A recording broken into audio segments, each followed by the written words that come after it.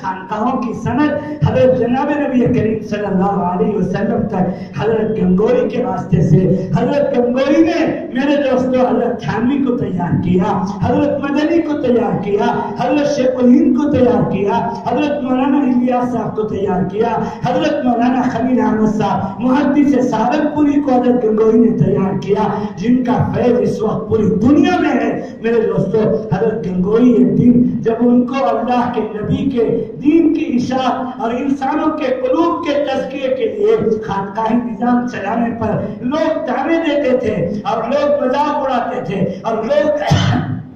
گالیاں دیتے تھے، تو میرے دوستو حضرت گنگوہی علیہ رحمہ رات کو جب سو رہے ہیں غم میں نڈال ہو کر ان کو نیند کی جھپکیاں آ رہی ہے،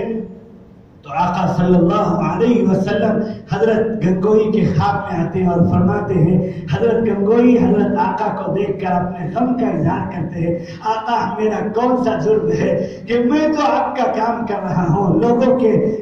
قلوب کے تزکیہ کا کام کر رہا ہوں اور احیاء سنت کا کام کر رہا ہوں، امت کو بدعات سے نکال کر سنت کی طرف لانے کا مشن اور تحریک جاری کیے ہوئے ہوں، لوگ مجھے گالی دیتے ہیں، لوگ مجھے ستاتے ہیں، لوگ مجھ پر تانا دیتے ہیں۔ حضرت جناب نبی کریم صلی اللہ علیہ وسلم نے حضرت گنگوہی سے فرمایا، مولوی رشید احمد ساری دنیا تم کو برا کہتی ہو، کہنے دو، لیکن اللہ اور اس کا رسول تم کو برا نہیں کہتا۔ اللہ اور اس کے رسول کی طرف سے تمہارے لیے اور تمہارے سلسلے اشاعت والوں کے لیے قبولیت کی خوشخبری ہے۔ اللہ کے نبی صلی اللہ علیہ وسلم نے خانقاہوں کے لیے سند دی۔